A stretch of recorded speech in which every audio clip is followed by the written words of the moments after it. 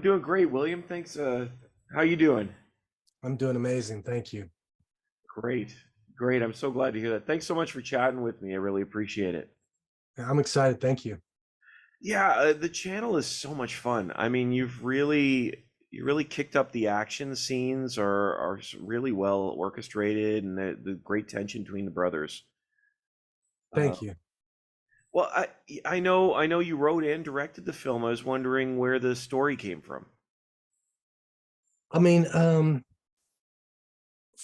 of from its inception, I knew I was tasked to write a heist film about a bank robbery that went wrong, and them trying to escape the city.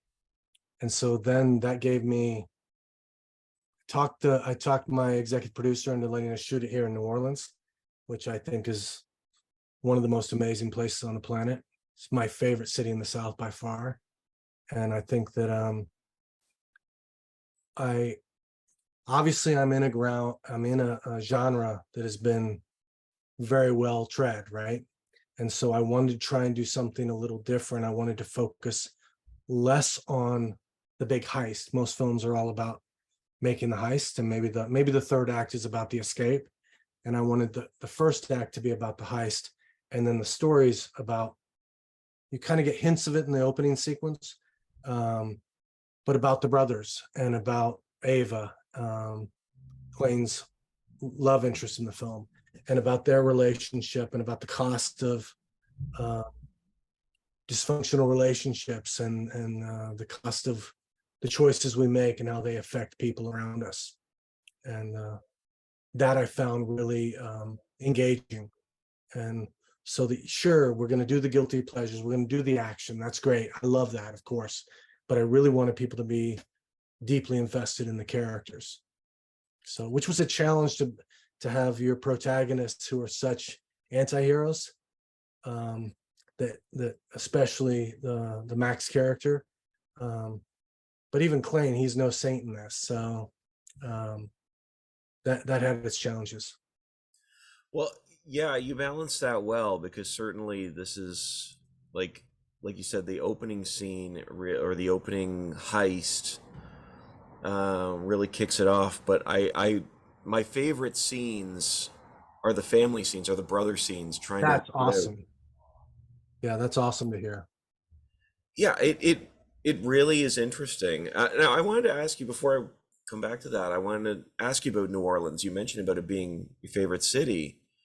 I was just wondering what it is about New Orleans that, other than the fact that you obviously love it, that made you want to tell this story here. Like this is not the a story we typically see in that location. Well, I think that's all. I live here. I live in the Mm. Irish Channel. This is home. I think that also, normally New Orleans is shown as the French Quarter, voodoo, Mardi Gras. And I really wanted to show there's so much more to the city, and where people really live and breathe, and all the melting pot of cultures. And I really wanted to show off how we here in New Orleans live. So I wanted to see neighborhoods we never have seen before. And I just think it's one of the places where you can point a camera in any direction, and there's something interesting to look at. And I think ideally, because it isn't um, Los Angeles or New York or Boston or name the city, which we have been so covered. It allowed the city to be a character in itself, which the city as a city is. There's there's beautiful beauty in it, and there's also beasts in it. It's a place everyone smiles, and a place people cry. I mean, there's just so much about it. I mean, that I felt was engaging and wanted to share. I like that because you're right. We usually only see it through the lens of the French Quarter. Um, but as anybody who lives in a major city knows, there's different flavors to any place, and Right. you really bring out a different corner of New Orleans in really strongly. That's cool. Thank you. Of course, one of the things I wondered too is your shooting style, because I noticed there's a number of first person shots It feels like especially in these action scenes, the camera's always moving, which is always great. I was wondering what inspired that, and why you like to shoot in that particular way. Yeah, I mean, we have one like true first person sequence, which is the opening, which is this nightmare. Right. Uh, but I mean, as far as I mean, it's influence of people I respect and look up to. It's people like the Scott brothers and Ridley and Tony. It's people like Michael Mann Yeah. and Luc Besson is another one of my favorites. And what I saw that I gravitated to was this use of handheld, not shaky cam, Yeah. No, it but isn't. this kind of, I call it steady handheld, which basically means the operator does all he can not to move the camera, which still gives it a float. And I feel like it's much more visceral and engaging and immersive. And as far as action goes, you'll see whenever I can, I really like to connect the action. So I like to show geography. So that's where you'll see the over the shoulders of people. So it isn't just a bunch of close-ups of people firing guns. You actually can get a sense of the danger, how close they are to each other, and also understand how they're surviving when all these machine guns are going off, you know. So I want to try and make it as gritty and dark and ugly as possible. If I'm going to do violence, I don't want it to be sexy and cool. There's no one leaping over cars with a cigarette in their mouth and double guns. It's to try and make it feel not sexy and cool, but dangerous, ugly, and brutal. And I think for me, that's what connects me to stuff. So the stakes are real, that the characters have something to lose. And when guns go off, people die. Yeah, I appreciated that because, like I said, I like that you described it as immersive, because I never got the sense, like, it wasn't that type of filming where the cameras are just moving for the sake of moving to try and make it feel intense. Like it's feels more like you're one of the characters involved in some way. That's the goal. Cool. Yeah. And I thought that really works well in those intense scenes, because you're right, it rounds it much more.